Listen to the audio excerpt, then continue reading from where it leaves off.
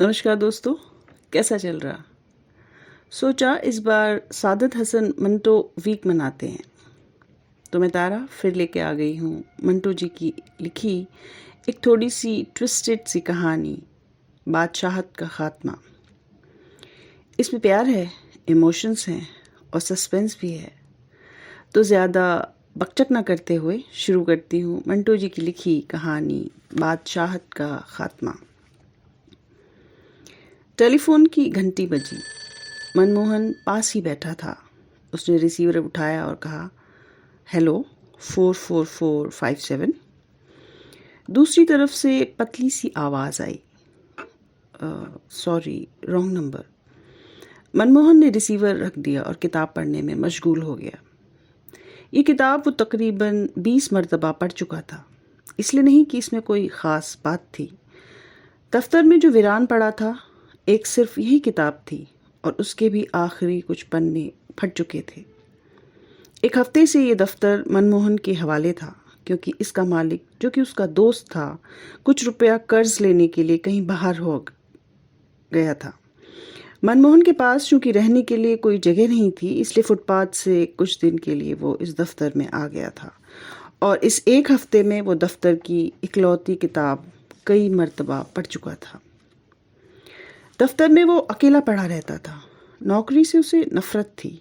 अगर वो चाहता तो किसी भी फिल्म कंपनी में बतौर फिल्म डायरेक्टर के यहाँ काम कर सकता था, मगर वो गुलामी नहीं चाहता था। निहायत ही भरोसेमंद और शांत किस्म का आदमी था, इसलिए दोस्त यार उसके रोज़ाना के खर्चे उठा लिया करते थे। ये खर्चे भी बहुत कम ही थे। सुबह को चाय की प्याली और 2 टोस्ट, दोपहर को 2 फुलके और थोड़ी सी सब्जी, सारे दिन में 1 पैकेट सिगरेट और बस। मनमोहन को कोई अजीज़ या रिश्तेदार नहीं था।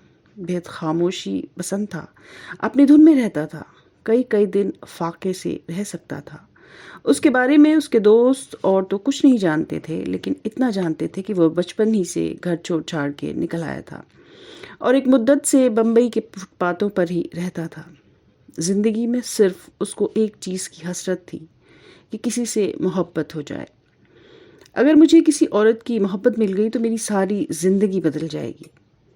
दोस्त इस बात में कहते, तुम काम फिर भी नहीं करोगे? मनमोहन आह भरकर जवाब देता, काम? मैं काम करने वालों का रोल मॉडल बन जाऊंगा। दोस्त उससे कहते, तो शुरू कर दो किसी से इश्क। मनमोहन जवाब देता, नहीं, मैं ऐसे इश्क का कायल नहीं जो मर्द की तरफ से शुरू हो। दोपहर के खाने का वक्त करीब आ रहा था। मनमोहन ने सामने दीवार पर क्लॉक की तरफ देखा। टेलीफोन की घंटी बजना शुरू हुई। उसने रिसीवर उठाया और कहा, हेलो 44457। दूसरी तरफ से दिलखुश आवाज़ आई, 44457। मनमोहन ने जवाब दिया, जी हाँ। उस प्यारी सी आवाज़ ने पूछा, आप कौन हैं? मनमोहन। दूसरी तरफ से आवाज़ आई तो मनमोहन ने कहा, फरमाइए, किससे बात करना चाहती हैं आप? आपसे। मुझसे? जी हाँ। आपसे क्या कोई बात नहीं कर सकता? कोई एतराज़ है? जी नहीं। आपने अपना नाम मदन मोहन बताया था ना? जी नहीं, मनमोहन। ओ, मनमोहन। चंद लम्हात खामोशी में गुजर गए तो मनमोहन ने कहा, कहिए, आप बातें करना चाहती थी मुझसे? जी हाँ। तो कीजिए ना। थोड़ी देर के बाद आवाज़ आई, समझ नहीं आता क्या बात करूं, आप ही शुरू कीजिए ना कोई बात। बहुत बेहतर। वैसे मैं अपना नाम तो पहले ही बता चुका हूँ। फ़िलहाल ये दफ्तर ही मेरा ठिकाना है। पहले फुटपाथ पर सोता था, अब एक हफ्ता से इस दफ्तर के बड़े मेज़ पर सोता हूँ। फुटपाथ पर आप बिस्तर लगा कर सोते थे? इससे पहले कि मैं आपसे आगे बात करूं, मैं एक बात साफ कर देना चाहता हूं कि मैंने कभी झूठ नहीं बोला। फुटपाथों पर सोते हुए मुझे एक ज़माना हो गया है। ये दफ्तर तकरीबन एक हफ्ते से मेरे कब्ज़े में है। आजकल ऐश कर रहा हूँ। कैसे ऐश? एक किताब मिल गई थी यहाँ से। आखिरी पन्ना गुम है, लेकिन मैं इसे 20 मरतबा पढ़ चुका हूँ। पूरी किताब कभी हाथ लगी तो मालूम होगा हीरो हीरोइन के इश्क का अंजाम क्या हुआ। आप बड़े दिलचस्प आदमी हैं। आपकी ज़र्रा नवाजी है। आपका शगल क्या है? शगल? मेरा मतलब है अब आप काम क्या करते हैं? क्या करता हूँ? कुछ भी नहीं।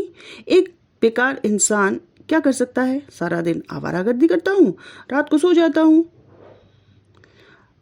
ये ज़िंदगी आपको अच्छी लगती है? ठहरिए, बात दरअसल ये है कि मैंने इस पर कभी गौर ही नहीं किया।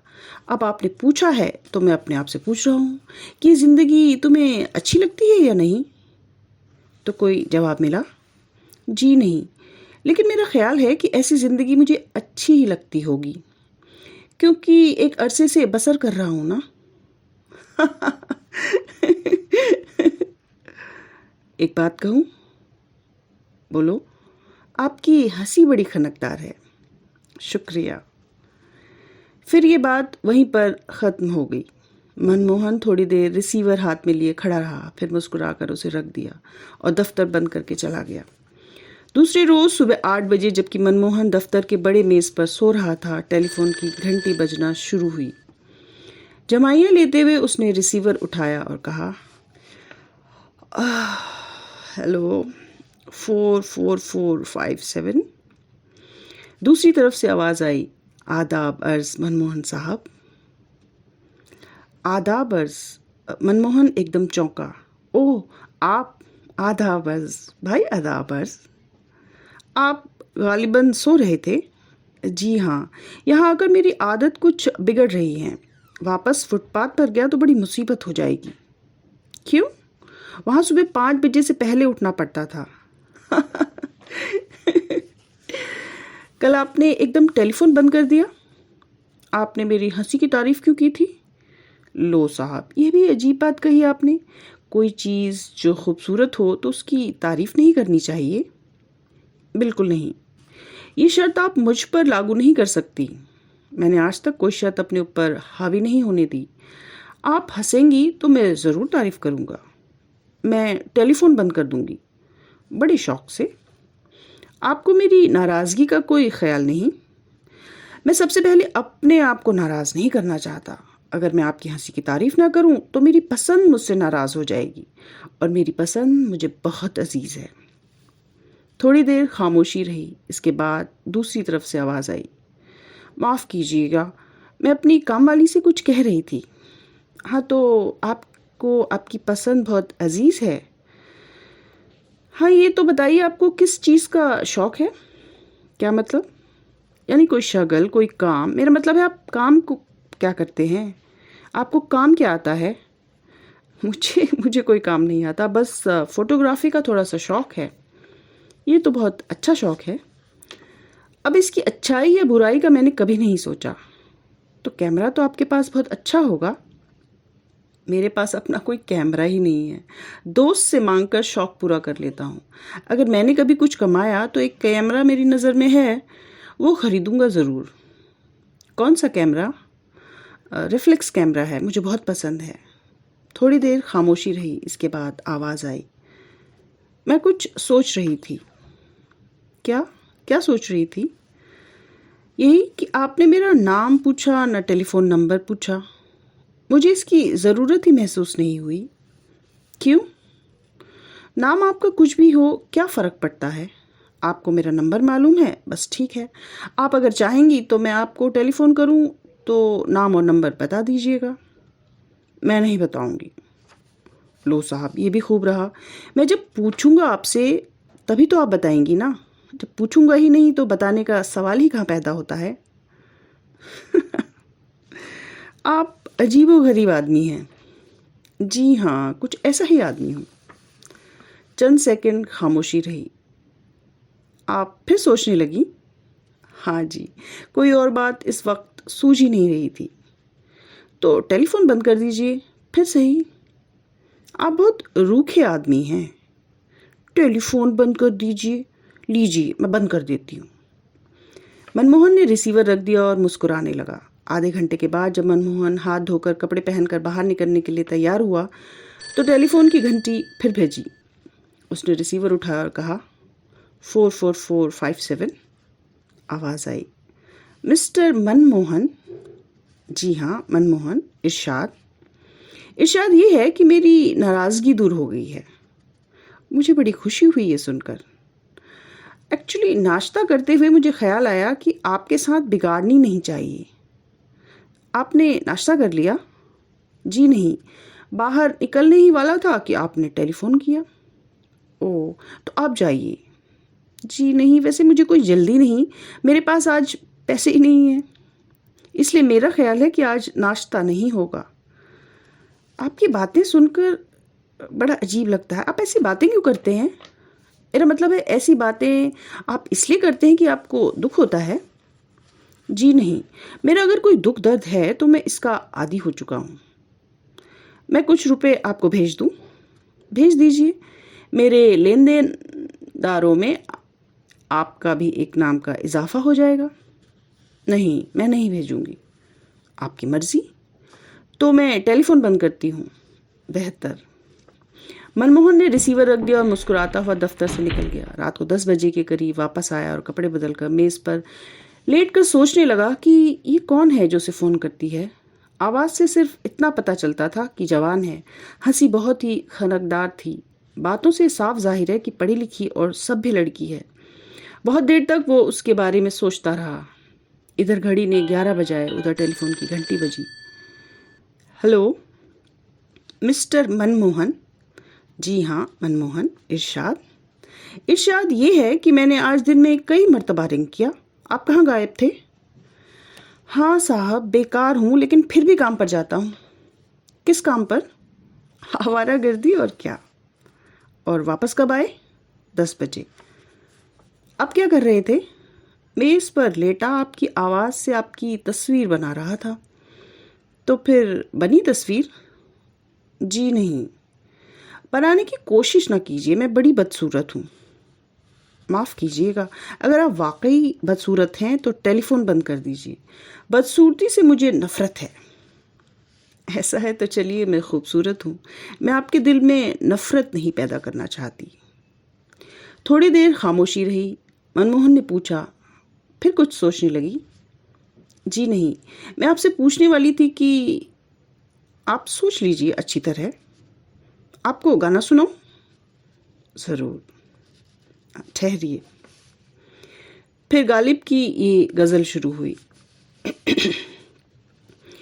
नुक्ता ची है गमे दिल, उसको सुनाए न बने, उसको सुनाए न बने।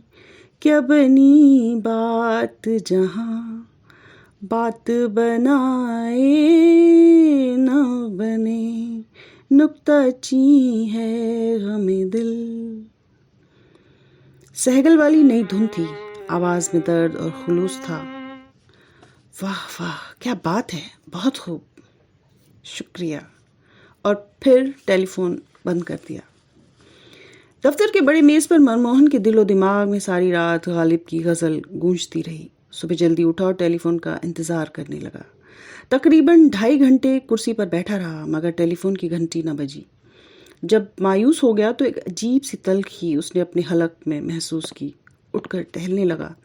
इसके बाद मेज़ पर लेट गया और कुढ़ने लगा। वही किताब जिसको वो कई मर्तबा पढ़ चुका था उठाई और यूं ही पढ़ना शुरू कर दिया। यूं ही लेटे लेटे शाम हो गई। तकरीबन 7 बजे टेलीफोन की घंटी बजी। मनमोहन ने रिसीवर उठाया और तेज़ी से पूछा, कौन है? मैं। इतनी देर तुम कहाँ थी? क्यों? मैं सुबह से यहाँ झक मार रहा हूँ। नाश्ता किया है, न दोपहर का खाना खाया है। हालांकि मेरे पास पैसे मौजूद थे। मेरी जब मर्जी होगी टेलीफोन करूँगी। आप? मनमोहन ने बात काट कर कहा, देखो जी, ये सिलसिला बंद करो। टेलीफोन करना है तो एक वक्त मुकर्रर करो। मुझसे इंतज़ार बर्दाश्त नहीं होता। आज की माफ़ी चाहती हूँ। कल से बाकायदा सुबह और शाम फ़ोन आया करेगा आपको। ये ठीक है। मुझे मालूम नहीं था आप इस कदर बिगड़े दिल हैं। माफ़ करना, इंतज़ार में मुझे बहुत चिढ़ होती है, और जब मुझे किसी बात से चिढ़ होती है तो अपने आप को सज़ा देना शुरू कर देता हूँ। वो कैसे? सुबह तुम्हारा टेलीफोन नहीं आया, चाहिए तो ये था कि मैं बाहर चला जाता, लेकिन बैठा रहा यहीं दिन भर और अंदर ही अंदर कुटता रहा। बचपना है साफ। काश मुझसे ये गलती ना होती। वैसे मैंने जानबूझ के सुबह फ़ोन नहीं किया। क्यों? ये मालूम करने के लिए कि आप इंतज़ार करेंगे या नहीं। ओहो, तो ये बात है। अच्छा, बहुत शरारती हो तुम। अच्छा, अब टेलीफोन बंद करो, मैं खाना खाने जा रहा हूँ। बेहतर। कब तक लौटोगे? आधे घंटे तक। मनमोहन आधे घंटे के बाद खाना खाकर लौटा तो उसने फ़ोन किया। देर तक दोनों बातें करते रहे। इसके बाद उसने गालिब की एक गज़ल सुनाई। मनमोहन ने दिल से दाद दी। फिर टेलीफोन का सिलसिला शुरू हो गया। अब हर रोज़ सुबह और शाम मनमोहन को उसका टेलीफोन आता। घंटी की आवाज़ सुनते ही वो टेलीफोन की तरफ लपकता। घंटों बातें जारी रहती। इस दौरान में मनमोहन ने उससे न कभी उसका टेलीफोन का नंबर पूछा, न उसका नाम। शुरू में उसने उसकी आवाज़ की मदद से अपने ख़यालों में उसकी तस्वीर खींचने की कोशिश की थी, मगर अब वो जैसे इस आवाज़ से ही संतुष्ट हो गया था। आवाज़ ही शक्ल थी, आवाज़ ही सूरत थी, आवाज़ ही जिस्म था, आवाज़ ही रूह थी। एक दिन उसने पूछा, मोहन तुम मेरा नाम क्यों नहीं पूछते? तुम्हारा नाम तुम्हारी आवाज़ है, जो कि बहुत ही खनकदार है। इसमें क्या कोई शक है? एक दिन वो बड़ा टेढ़ा सवाल कर बैठी। मोहन तुमने कभी किसी लड़की से प्यार किया है? नहीं। क्यों? मोहन एकदम उदास हो गया। इस क्यों का जवाब चंद लफ्ज़ों में नहीं दे सकता। मुझे अपनी ज़िंदगी का सारा मलबा उठाना पड़ेगा। अगर कोई जवाब ना मिले तो बड़ी दिक्कत होगी। अच्छा, जाने दीजिए। टेलीफोन का रिश्ता कायम हुए तकरीबन 1 महीना हो गया। बिला नागा दिन में 2 मरतबा उसका फ़ोन आता। मनमोहन को अपने दोस्त का ख़त आया कि कर्ज़े का बंदोबस्त हो गया है। 7-8 रोज़ में वो बम्बई पहुंचने वाला है। मनमोहन ये ख़त पढ़कर उदास हो गया। उसका टेलीफोन आया तो मनमोहन ने उससे कहा, मेरी दफ्तर की बादशाही अब चंद दिनों की मेहमान है। क्यों? कर्ज का बंदोबस्त हो गया है, दफ्तर आबाद होने वाला है। तुम्हारे किसी और दोस्त के घर में टेलीफोन नहीं? कई दोस्त हैं जिनके टेलीफोन हैं, मगर मैं तुम्हें उनका नंबर नहीं दे सकता। पर क्यों? मैं नहीं चाहता तुम्हारी आवाज़ कोई और सुने। कोई वजह? अरे, मुझे जलन होती है। ये तो बड़ी मुसीबत हुई। हाँ, क्या किया जाए? आखिरी दिन जब तुम्हारी बादशाहत ख़त्म होने वाली होगी, मैं तुम्हें अपना नंबर दूंगी। हाँ, ये ठीक है। मनमोहन की सारी परेशानी दूर हो गई। वह उस दिन का इंतज़ार करने लगा कि दफ्तर में उसकी बादशाहत ख़त्म हो। अब फिर उसने उसकी आवाज़ की मदद से अपने ख़यालों के पर्दे पर उसकी तस्वीर खींचने की कोशिश शुरू की। कई तस्वीरें बनी, मगर उसे तसल्ली नहीं हुई। उसने सोचा, चंद दिनों की बात है। उसने टेलीफोन नंबर बता दिया तो वो उसे देख भी सकेगा। इस बात के ख्याल से ही उसका दिलो दिमाग सुन्न हो जाता था। मेरी ज़िंदगी का वो लम्हा कितना बड़ा लम्हा होगा जब मैं उसको देखूंगा। दूसरे रोज़ जब उसका फ़ोन आया तो मनमोहन ने उससे कहा, अब तुम्हें देखने का शौक़ पैदा हो गया है। अच्छा जी, क्यों? तुम्हें याद है तुमने कहा था कि आखिरी दिन जब यहाँ मेरी बादशाहत ख़त्म होने वाली होगी तो तुम मुझे अपना नंबर बता दोगी? हाँ, कहा था। इसका ये मतलब है कि तुम मुझे अपना एड्रेस दे दोगी, मैं तुम्हें देख सकूँगा। तुम मुझे जब चाहे देख सकते हो, आज ही देख लो। नहीं, आज नहीं। फिर कुछ सोच कर कहा, मैं ज़रा अच्छे लिबास में तुमसे मिलना चाहता हूँ। आज एक दोस्त से कह रहा हूँ, वो मुझे सूट दिलवा देगा। बिल्कुल बच्चे हो तुम। अच्छा सुनो, जब तुम मुझसे मिलोगे तो मैं तुम्हें एक तोहफ़ा दूंगी।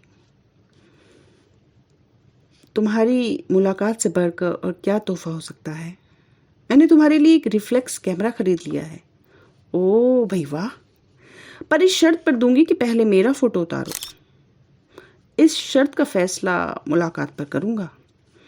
थोड़ी और देर गुफ्तगू हुई और उसके बाद उधर से वो बोली, मैं कल और परसों तुम्हें टेलीफोन नहीं कर सकूँगी। पर क्यों? मैं अपने घर वालों के साथ कहीं बाहर जा रही हूँ। सिर्फ 2 दिन गैर हाजिर रहूँगी, मुझे माफ़ कर देना। ये सुनने के बाद मनमोहन सारा दिन दफ्तर ही में रहा। दूसरे दिन सुबह उठा तो उसने हरारत सी महसूस की। सोचा कि ये बुखार शायद इसलिए है कि आज उसका फ़ोन नहीं आएगा। लेकिन दोपहर तक हरारत तेज़ हो गई, बदन तपने लगा, आंखों से अंगारे फूटने लगे। मनमोहन मेज़ पर लेट गया। प्यास बार बार सताती थी। उठता और नल से मुंह लगाकर पानी पीता। शाम के करीब उसे अपने सीने पर बोझ महसूस होने लगा। दूसरे रोज़ वो बिल्कुल निढाल था। सांस बड़ी दिक्कत से आता था। सीने की दुखन बहुत बढ़ गई थी। कई बार उसे चक्कर भी आया। बुखार की बेहोशी में वो घंटों टेलीफोन पर अपनी उस आवाज़ के साथ बातें करता रहा। शाम को उसकी हालत बहुत ज़्यादा बिगड़ गई। धुंधलाई हुई आंखों से उसने एक घड़ी की तरफ देखा। उसके कानों में अजीबो गरीब आवाज़ें गूंज रही थी, जैसे हज़ारों हज़ार टेलीफोन बोल रही हों। सीने में घुंघरू से बज रहे थे। चारों तरफ आवाज़ें ही आवाज़ें थी। इसलिए जब टेलीफोन की घंटी बजी तो उसके कानों तक उसकी आवाज़ आई ही नहीं। बहुत देर तक घंटी बजती रही। एकदम मनमोहन चौंका। उसके कान अब सुन रहे थे। लड़खड़ाता हुआ उठा और टेलीफोन तक गया। दीवार का सहारा लेकर उसने कांपते हुए हाथों से रिसीवर उठाया और खुश्क होंठों पर ज़बान फेर कर कहा, हेलो हेलो हेलो मोहन। हाँ, मोहन बोल रहा हूँ। ज़रा ऊँची बोलो ना। मनमोहन ने कुछ कहना चाहा मगर वो उसके गले में ही अटक गया। मैं जल्दी आ गई। बड़ी देर से तुम्हें रिंग कर रही हूँ। कहाँ थे तुम? मनमोहन का सर घूमने लगा।